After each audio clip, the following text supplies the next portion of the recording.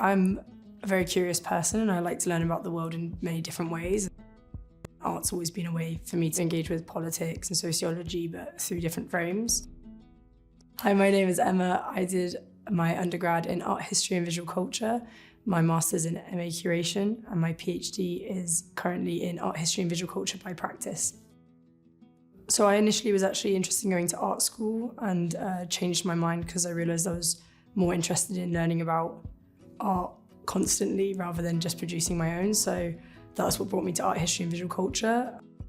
I loved my master's. We had an internship, which was probably my favourite part. I ended up going to Sharjah Art Foundation in UAE for 6 weeks. And that was, just really, really incredible. I've made lifelong friends from it. I look back on that time really, really fondly. And then after that, I was also fortunate enough to do the Venice Fellowship. So I went to work at Venice Biennale alongside other early career creatives. We actually ended up putting on an exhibition.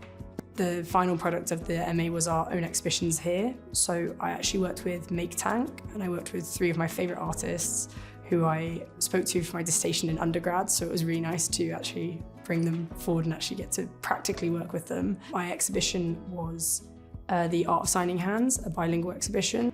So it was for deaf people, so every artist was deaf.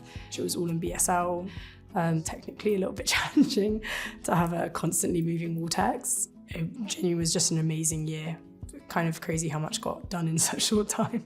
People kind of were noticing that I was doing this kind of work, so I was contacted by a deaf artist called Amima Madawi Rowlings. We gave deaf awareness training that was sector specific to hearing organisations to kind of help them to learn how to work with deaf artists and creatives and have a deeper understanding of the culture. Also doing workshops to work with deaf creatives to kind of upskill them. The solidarity across abilities, but also it's its own culture, it's its own way of being. So that's what I came back to do my PhD. The post-grad life is just amazing here. I mean, it's a beautiful city, it's a beautiful campus. I'm really, really lucky with the lecturers that I've had, and I just feel like I've grown so much, specifically in the masters. Like, that really was quite life-changing for confidence and also like academic rigor. It's supportive enough to give you the space to fail, but to let you try again until you succeed.